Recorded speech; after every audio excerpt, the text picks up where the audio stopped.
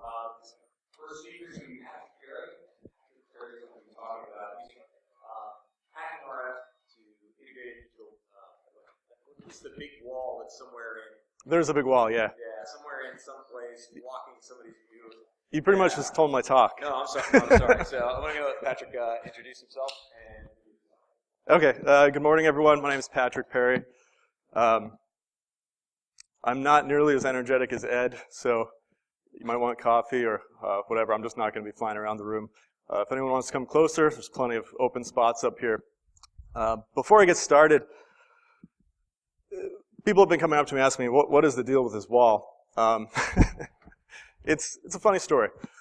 So before I go too far, I really struggled with coming up with a title for this talk because it's a weird thing that happened. A lot of things that happened to me as I've traveled around the country a lot as a consultant is people assume that because I'm from New England, I speak like I'm from South Boston. I don't. The next thing I would mention is I'm not an expert in HackRFs, but this particular talk and what this whole subject is around, there's sort of a lot of different angles to it, so I wanted to touch on a few different things. Just let it sink in, and it'll all make sense in a few minutes. And this is probably my favorite. This is the most simple, but if I just put this on the talk up front, what the hell's that? So, like I said, my name is Patrick Perry. I work for FireEye. I'm a systems engineer there. I work for a guy, Chris Sanders here, who a lot of you may know. Prior to working for FireEye, I was a special agent with DHS out of Boston. And while I was a special agent there, I specialized in computer crime. So I had a lot of formal training in host-based forensics, so I consider that to be my expertise. So like I said, this HackRF stuff, it's fun, but I'm a novice at it. I'm not an expert in it. It's just a tool I use to do a job.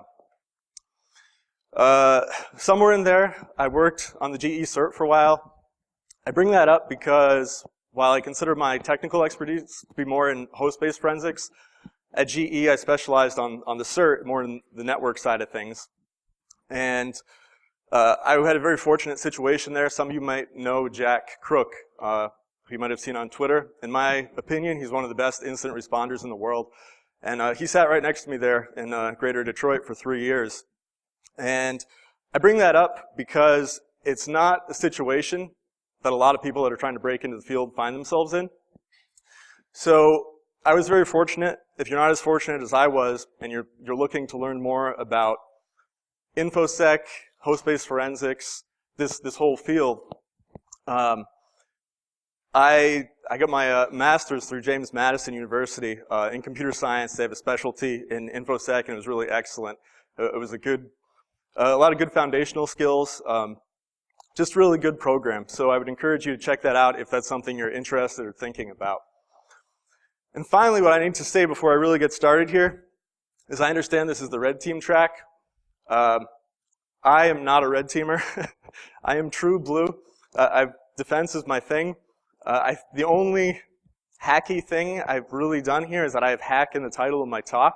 So I don't want to confuse people. So what this talk's about, I didn't do a lot of hacking, but I did use a HackRF.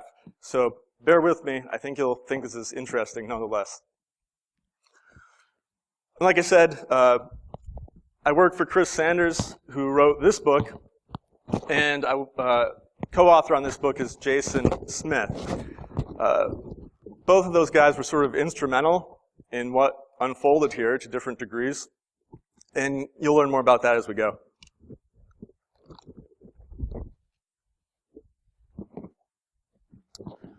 All right, so I have a really short amount of time to give you a whole lot of information. So in math classes that I took, you look up answers in the back sometimes, and you'd be like, how the heck did they come to this solution? I'm going to do the same thing here. There's going to be a lot of miracle steps you just have to go with me on because I don't have time to get into the details. Before I go too far, we'll see how this plays. If it seems like I'm parsing words at all while I'm up here, it's because I am. This issue that I'm going to talk about today is actually playing itself out in a state court in Vermont right now. So I need to be careful about what I say. I'm only going to say something I'd be willing to testify to under oath, because I realize this is being recorded in the event this were ever to become discoverable. So I'll be honest. Now, the story sort of starts in New Hampshire, which is where I'm from. The reason it starts there, for one thing in New Hampshire, you're indoctrinated very early on to love the Red Sox. The second thing, on our license plates, you'll see everywhere, live free or die. That's really important to me, and I think a lot of InfoSec folks in general, because I think a lot of us have sort of a real libertarian streak. And that sort of becomes important in this story as we talk about property rights a little bit. But I think you should really be able to do as much as you want with your own property until the point that you're negatively infecting someone else. I'll leave it at that. So from New Hampshire, about 5 years ago, I moved out to Detroit. That's where I worked at GE. And I only mention that here because I need a way to tell you how the heck does someone end up in Thetford, Vermont. It's a small town in the middle of nowhere. Now, while I had a pretty good time working at GE, the raping, the pillaging, the high unemployment wasn't a place where I wanted to have the kids forever, so I wanted to come back to the Northeast where I'm from. My wife got a job in Thetford as a teacher. I'm pretty flexible. I can work in a lot of places remotely, so that's how we ended up in Thetford. It's in East Central Vermont, up in New England, very quiet, small town, safe place to raise kids, that sort of thing. Okay, now, when I get to Thetford, it's about 20 minutes from Dartmouth College. There's a big hospital there. Property is pretty expensive, more expensive than I was anticipating, certainly more expensive than Detroit. And so I'm looking around at houses, and I'm a do-it-yourselfer. I'm like, well, I can buy one of these really expensive houses, or I can build my own house. So I found some land, nice spot, 2-acre lot, pretty farm in the background there. Here's another picture after we started construction. This farm in the background becomes the focal point of the story. And if you look even closer, within the red circle up there, you can't see it, but just on the other side of that mountain or knoll is a cell tower, okay? In Thetford, like I said, it's very rural. So I don't have dedicated wired internet line. I don't have dedicated phone line. I depend on that cell tower up there because it has broadband wireless. So I have a special radio antenna at my house, radio modem, that's able to talk that, which gets me blazing speeds of about 3.5 megabits per second. It's only $200 a month though, so it's a steal.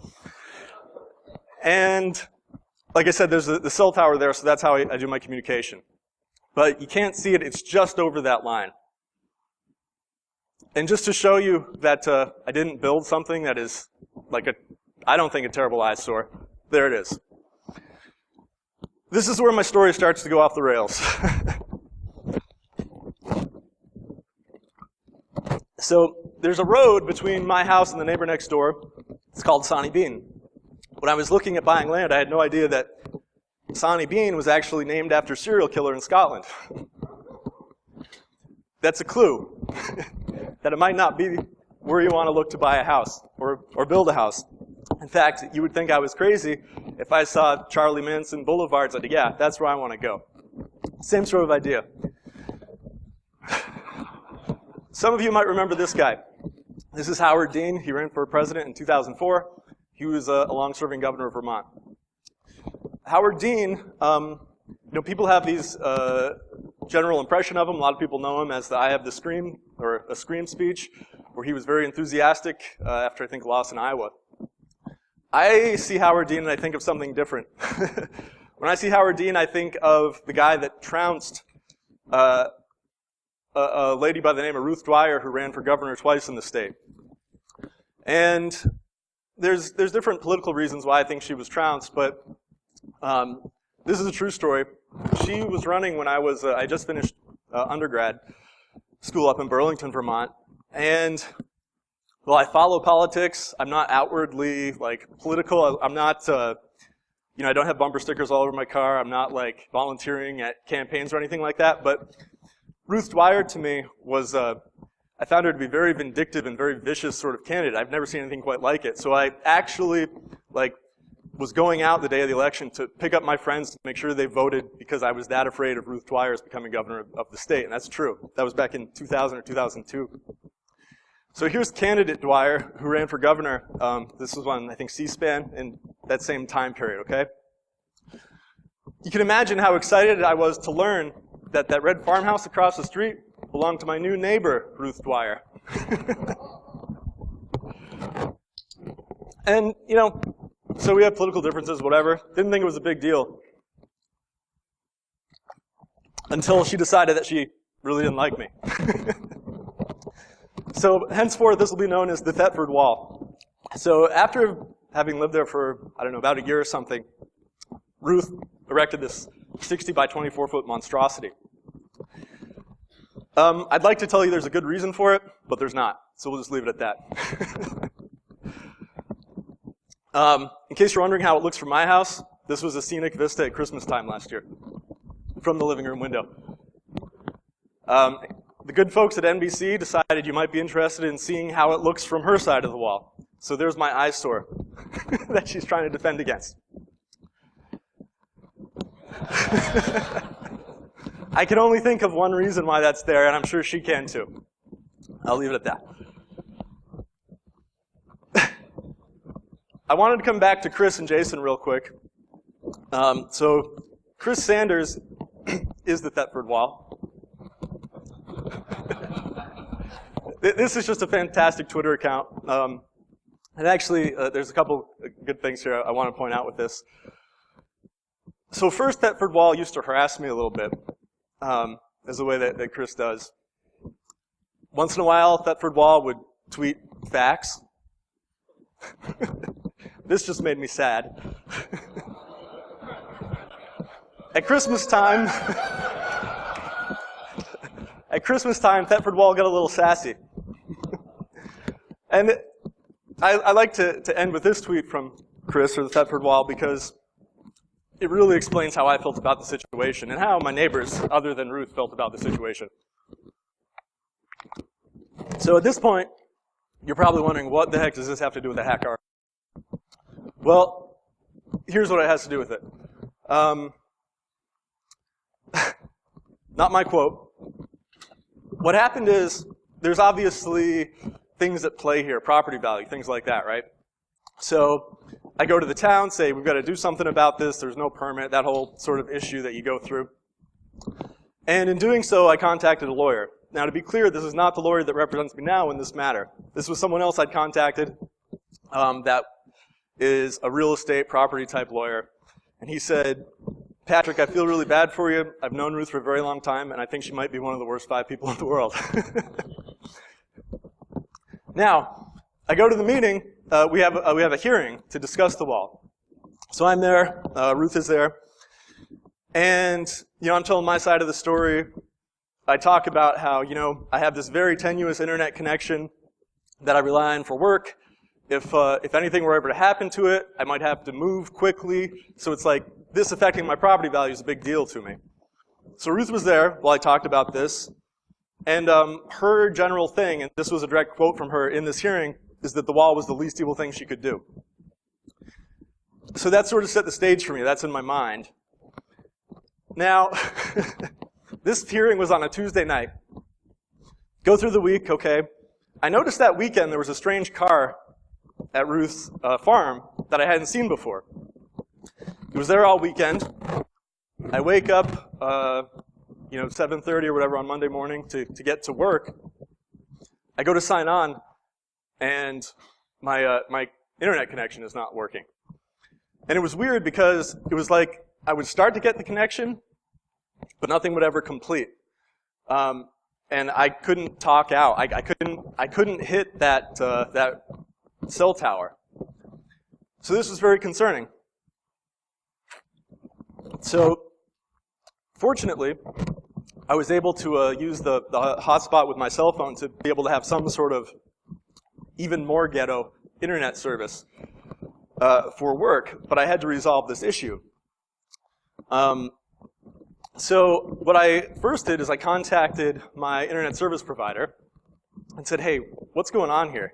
And I was very fortunate because the guy that was the point of contact at this internet service provider, he was a guy from the Marine Corps. And he had done some work with signals there, and he was really knowledgeable. So he didn't come out, but he was looking to try and talk to my radio antenna at my house from the cell tower. And he says, you know, I don't know what's going on, but you have a ton of interference. And he said, you know, I'm not seeing it at other places. This is just at your place. He said, you know, he didn't know what to do, but he knew that something was not right. Okay, so at this point, what happened is, as an InfoSec person, I'm kind of paranoid by default. You hate to think that your neighbor's doing something to screw with you this badly, but she did build a 60 by 24 foot wall. So what I first did at this point is I actually contacted Jason Smith, co-author of Chris's book. And I contacted Jason immediately because he is very, I don't know how to explain Jason. He's very honest. He's brutally honest. And I explained to him everything that I just explained to you. And I said, Jason, I need to know, one, I've never dealt with this sort of signals type traffic before. Like, I don't even know how to begin to investigate this. And I said, I'm being crazy. Like, tell me if I'm wrong to think this. And he said, you know, I'd be very surprised if she was doing this, but he said, you know, I'd also be very concerned if I was you. So he's the one that put me onto the HackRF and said, you know, this is the information, this is the tool that you need that will at least get you to the point where you can start to figure out what's going on at your house. So I bought a HackRF, it was about $300, and if you're not familiar with it, it's a little small device.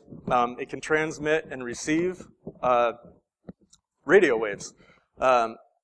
It's got 3 SMA ports. One you just can plug an antenna into. It hooks up to USB on your computer. The other 2 SMA ports are just so you can sort of daisy chain multiple HackRF ones together if you wanted to make like a big array or something. But you can do some really powerful stuff with it. And like I said, I'm not an expert in a HackRF, but I did learn enough about it to sort of investigate in this case.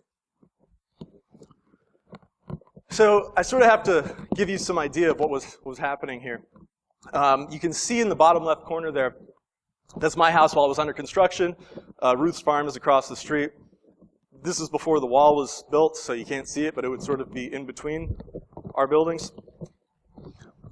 Zooming out, that star is where the cell tower is, where also the broadband internet signal comes from for me. And the little lightning bolt down in the corner is where I have a utility pole on sort of the high end of my house. Right up in here is the high point for land on my little lot there. So I have a utility pole there where I have my antennas set up to be able to get the signal. And what you'll see is that, like, I'm literally going, you know, right through here for that signal.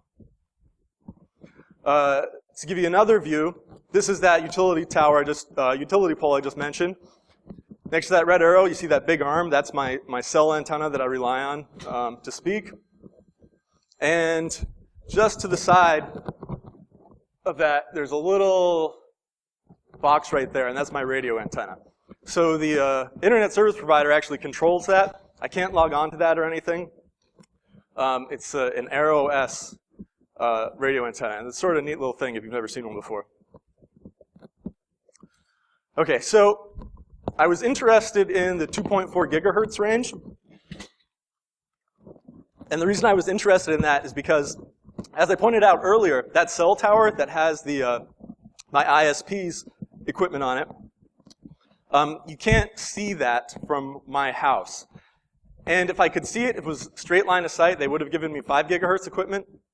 But because there's some tree cover there, the 2.4 gigahertz signals, they're better able to cut through that range. And another point I'll just make here is that in the 2.4 gigahertz range, in the US anyways, that's sort of split up into 11 channels that we use. All just slightly different frequency, so you can put different devices on there and to avoid conflicts. Now, at this point, I'm thinking that there's some sort of jamming operation going on, potentially. You know, this thing persisted for weeks. So I wanted to point out to anyone that has a HackRF or is thinking about getting one, that jamming signals like this is illegal, if that's in fact what's going on. This is just laws that support that. So seriously, be careful if you get a HackRF not to break the law, because there are serious penalties for it. $16,000 fine for each day that you're violating this. So at this point, now that I'm familiar with the law, I'm thinking to myself, this is great because I don't even care about the fines. I want a felony conviction, right? I want, I want this ended. So I have the HackRF, and without going into a huge amount of detail, there's a really nice ISO. I use Pen2, which is a Debian flavor, to be able to run this stuff that I'm going to show you. The first thing I did on that, once you plug in the device to the computer, you just run HackRF info, and it tells you, okay, HackRF is found. So that's good. We're off to the races. I will say here that if you have that ISO, you really don't want to run it through a VM because of, I guess, the latency and some processing issues as it's going through the bus to that VM.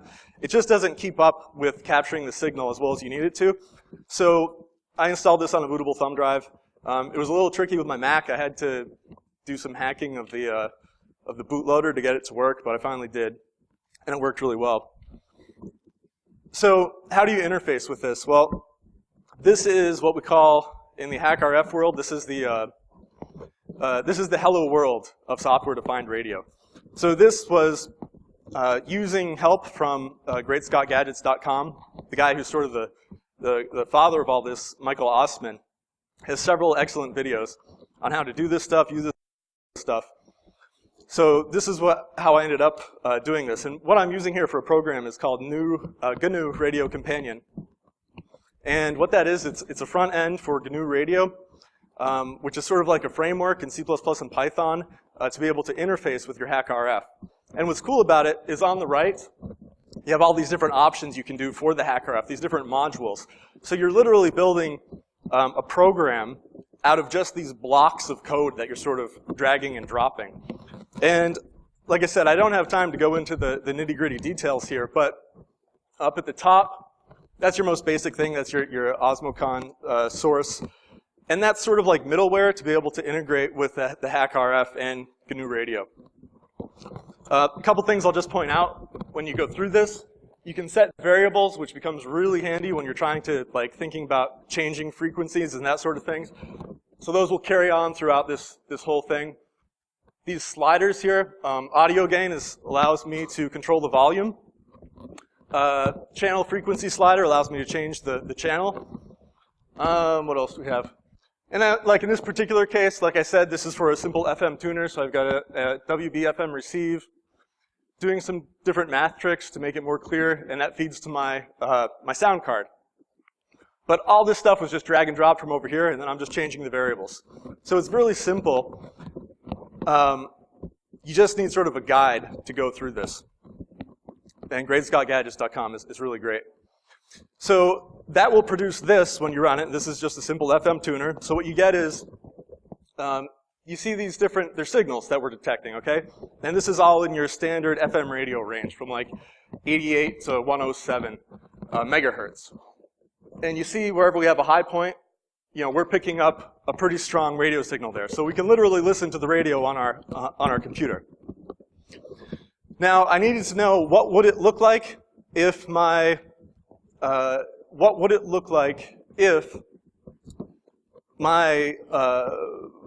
my router, my radio antenna was getting jammed. So I found this, and essentially from all the research that I've done, now mind you, one, it's illegal to jam, so I can't really do this. And two, I only had one HackRF, so I couldn't jam and then detect and see what it looked like.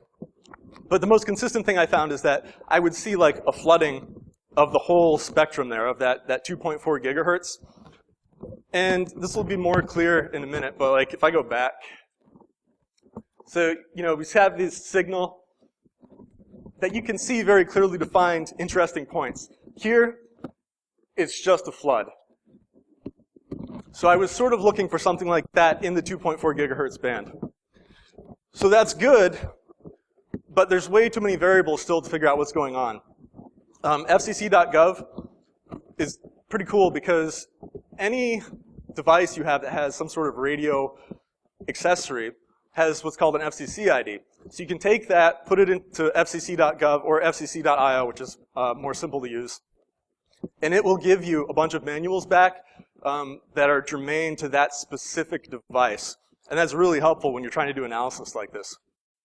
So for instance, and Michael Osman does the same thing on his site, but what I did here is I was curious about my own garage door opener, and I wanted to see what I could get as like a test.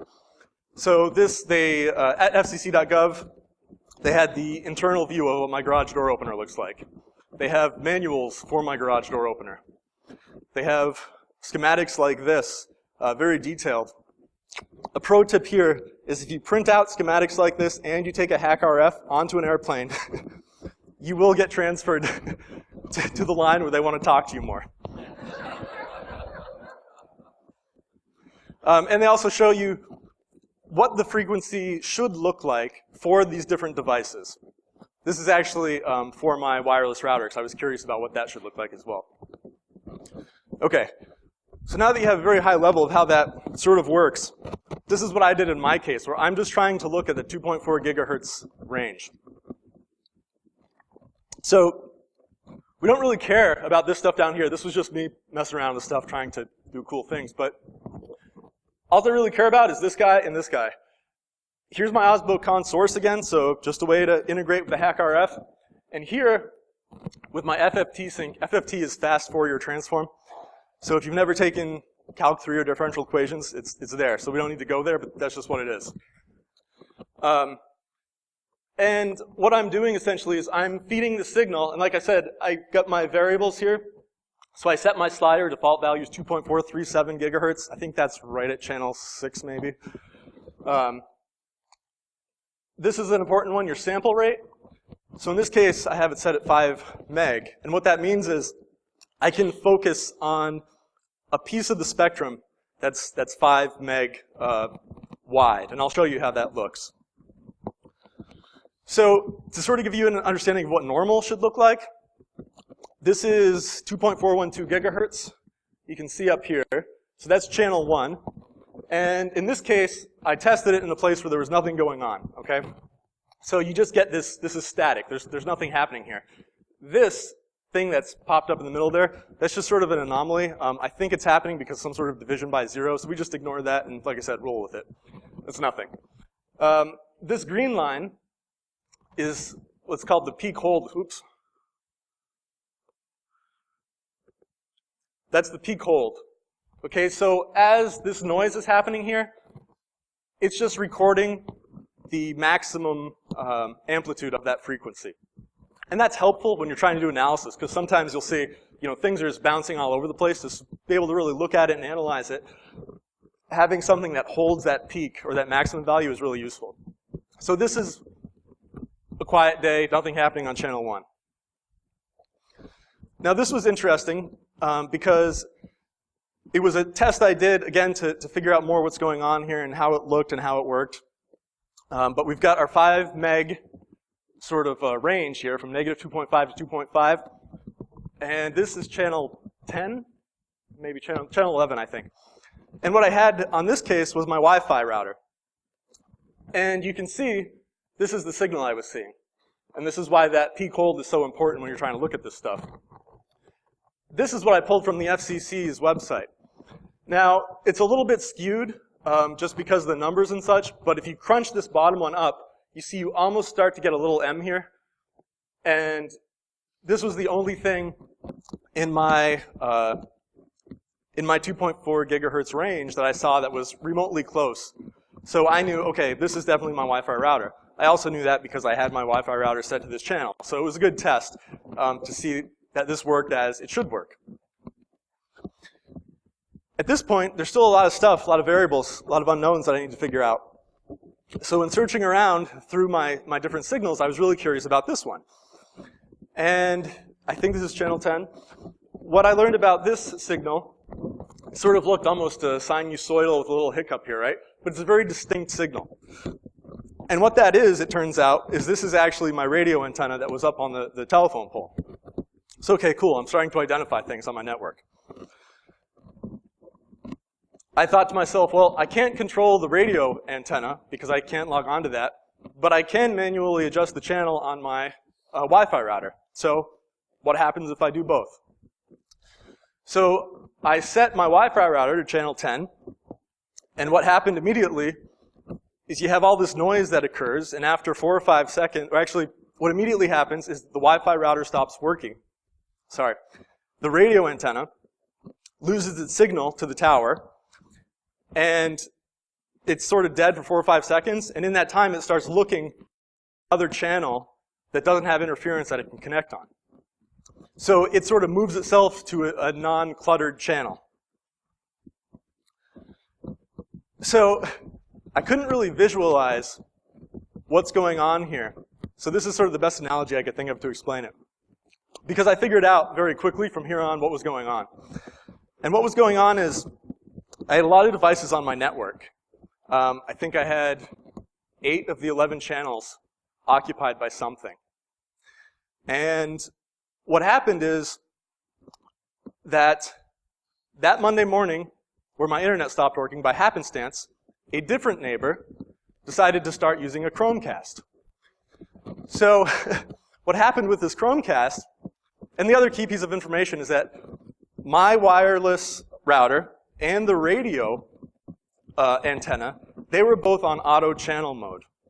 So what would happen is when that Chromecast would come online, it would grab an open frequency, an open channel.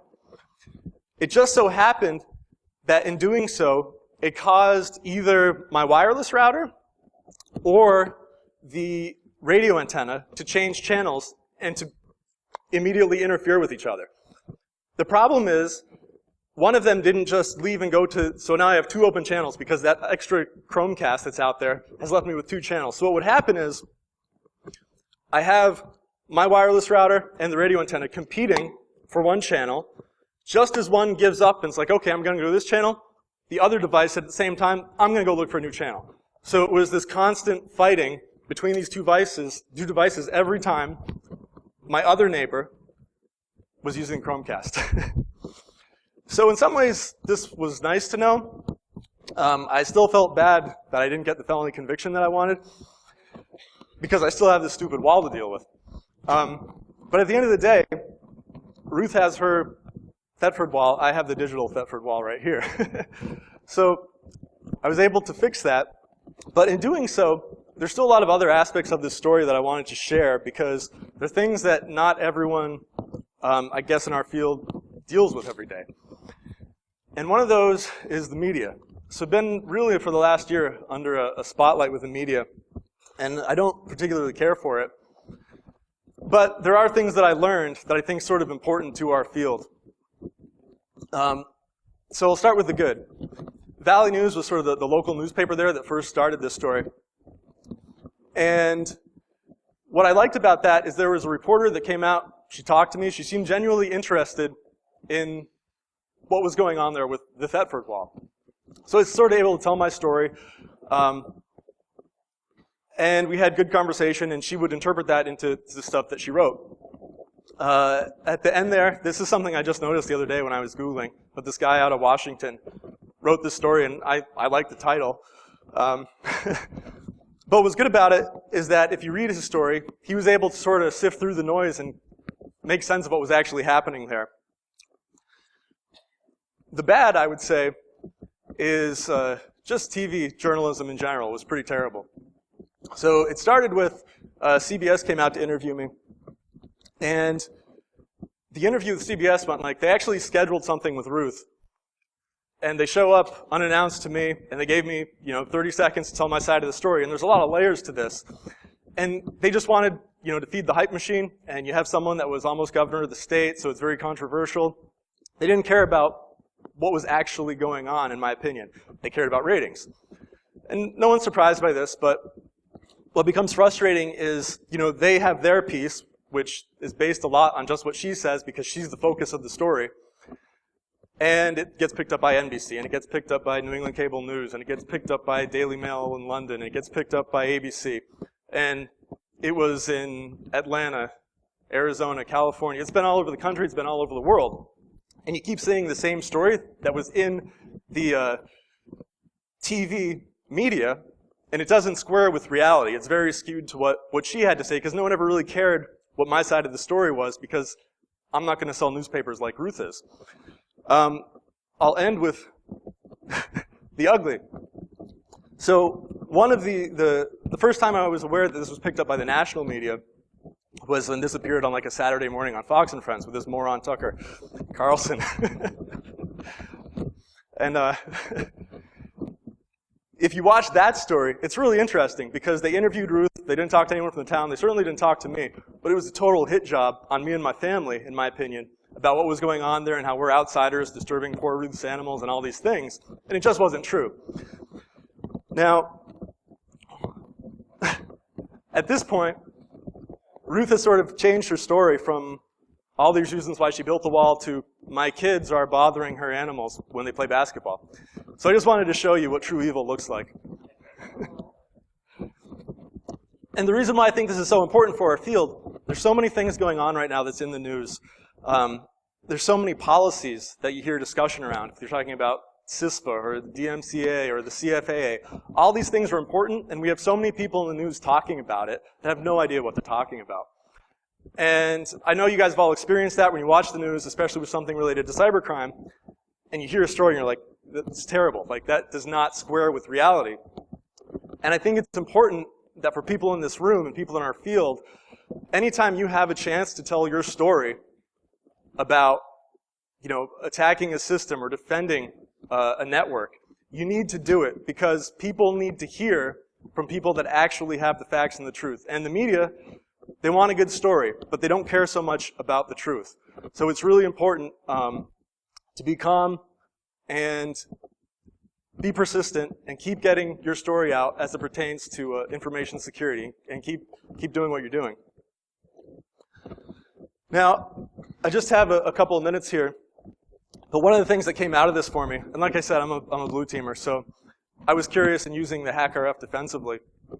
So one of the things I did was I was curious about some work that was done at Black Hat or DEF CON, where there was an attack demonstrated on using a HackRF to be able to essentially steal someone's garage door opener login code. So what I think is cool is that this sort of stuff is being talked about, but where I want to see the conversation change is that, as I learned in going through this is signals from my garage door opener. These are all things that I know can easily be detected, right? So personally, as a defender, I'm really curious in being able to do some digital signals analysis here and doing something like running a HackRF where it's constantly looking at certain frequencies that I might be interested in, like at 315 megahertz when my garage door opener is on, that sort of thing. Because it's sort of the evolution, right? The attackers always have the edge and defenders are late to get there. But in this case, I feel like the attackers are just starting to scratch the surface with some of this stuff, and you hear stuff about funtennas, where attackers are starting to have the capability where they can literally change or use software on specific hardware that can generate radio frequencies, and using that as a way to exfil data. Now that would be really cool because no one's looking at these different frequencies, on a wireless network or things like that, but they're things that we might want to start thinking about in the future from the defensive side. And just sort of wrap up my story, I don't know how this is going to play out in the courts, but I did plant about 220 trees. So there's a picture of one of my trees on the left, and you can sort of see about 100 of them on the right. Ruth also planted some trees. And that's really, that's about it. So that's the house with the trees, and this is where I'm left. So, any questions? Yes, sir.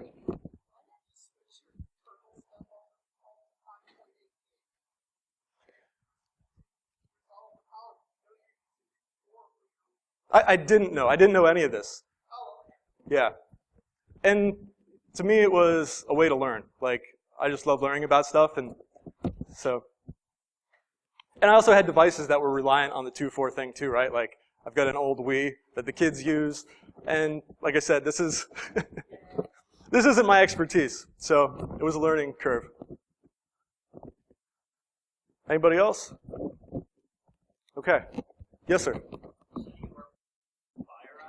Yeah.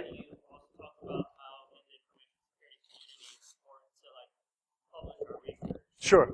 I know you're a blue teamer, and I come from a red team background, but at the same time, like, are there any ethical considerations with, like, I understand you do what you do, I also do what I do, like I'm a hobbyist, but working for larger corporations, organizations that try to stifle research, like HackRF recently, like, sued somebody for trying to publish research at a time similar to this. Well,